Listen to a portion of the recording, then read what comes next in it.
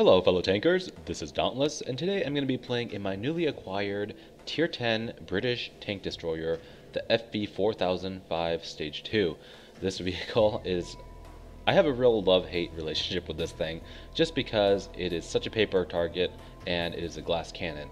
The map today is Himmelsdorf, and realistically in a close quarter map like this, the FV4005 is going to have a rough time. You're not going to be able to trade very effectively because the second you expose yourself, you're going to just take a lot of damage and you're probably going to lose a crew member or two, maybe even your ammo rack. It's just not that good. If you look at the enemy lineup for this team, half their team are tank destroyers.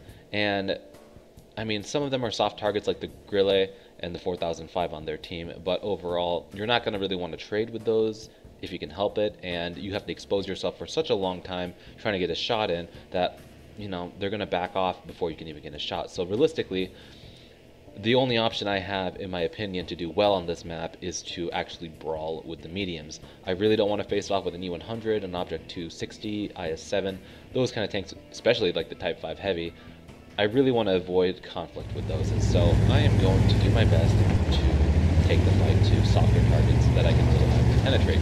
Now, if you look at the hill, most of the time mediums are going to be up there, and so our team has one medium, their team has one medium tank. So realistically, I'm hoping that I will have a small amount of engagements on the hill, targets that might be distracted, and targets that will allow me to put a shot into their side or their lower plate and actually get some damage. Medium tanks are easier to trade with, in my opinion, because I have a higher chance of penetrating them with Hesh, which, yes, I will be using Hesh, and also the fact that they have low alpha. I would much rather take a 390 hit from a STB-1 and deal back 1700 damage to him versus trying to trade with an E100 or an IS-7 and taking 500 or 600 damage and, you know, not being able to penetrate them with Hesh and only doing like 600 splash. So this is kind of unorthodox what I'm doing here. A lot of 4005 players wouldn't push the hill, but this is what I'm going to do. I have about 1,000 games with my FV4005B183, and because of that, I'm very familiar with Hesh mechanics, and I really do well with the 183mm cannon. I decided to get the 4005 just because it's a little bit more flexible and a little bit more suited to my style, but unfortunately, it is very, very difficult to play with. Now, that is a very lucky shot that seldomly happens. Hitting the side of a T57 Heavy, you know, right where the tracks are, probably 70 to 80% of the time you're going to hit track and do maybe 700 damage.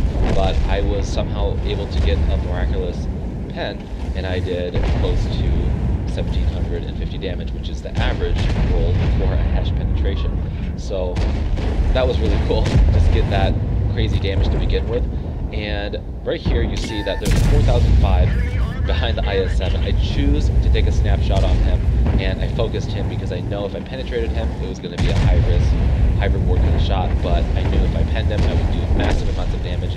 He's also a good player, and I really want his gun out of the game. So already with 2 penetrations, we're sitting at 3,500 damage. I'm feeling pretty good, but I also don't want to poke and expose myself to that 4,000 gun, because if I do, there's a really good chance he's going to penetrate me and deal massive amounts of damage. If he rolls even a little bit high, he will kill me.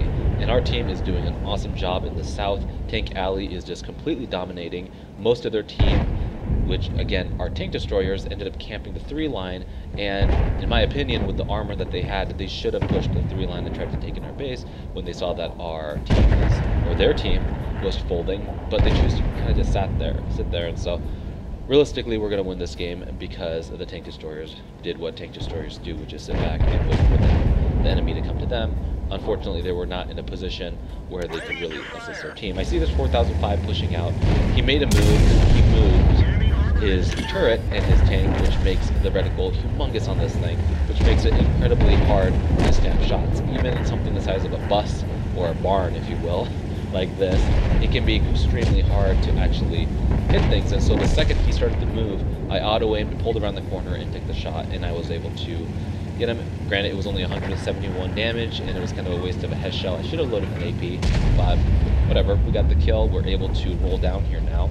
Most of the enemy team have completely evaporated, and I'm really hoping to get an ass shot into this Type 5 Heavy. Now, the Type 5 is super well armored, and so typically I would never be able to pen a Type 5 Heavy unless I had his backside. And look at that, full life Type 5 Heavy. This is kind of like a dream shot right here with the 4005. He has 2000 HP left. I have to take a careful aim. Boom, I'm able to do a pretty average roll, 1791, putting my damage total up to 5370. You know, realistically, I've only fired 4 shells this game, and I have 5,000 damage. Now, I've played a lot of games in this thing since I've got it, maybe 100, and this is probably one of the more lucky rounds I had. Most of the time, I'm more frustrated with this gun than anything because I've literally missed tanks point blank, like from here to, you know, the wall over there, fully aimed on a broadside IS-7 and just completely missed. I take a little bit of a gamble here. I don't aim all the way, but I see that he's reversing. I put a nice shot into him, ending the game with 6,500 damage with only 5 shots fired. If I had penned that one shot on the 4005 and he had been a full life tank, I could have easily broken 7k, which would have been awesome. But overall, you know, for a 5-minute game, getting 6,500 damage, and, you know, for a good chunk of it, we just kind of sat there waiting out that 4005. So really not a super fast game, but I wanted to show this because I know a lot of players do own this tank now that they buffed it. It has good speed, it has a 180 traversable turret, which is great, and it has -10 gun depression. And this tank, if you do play it aggressively like I did, I mean, I took no damage. I calculated my shots, it has a really long reload, so you can't afford to kind of sit back, wait for the enemy to fire, peek out, do a, you know, 1,700 damage hit. Even if you splash, you're still going to do like 800, 700 damage and really mess up their tank.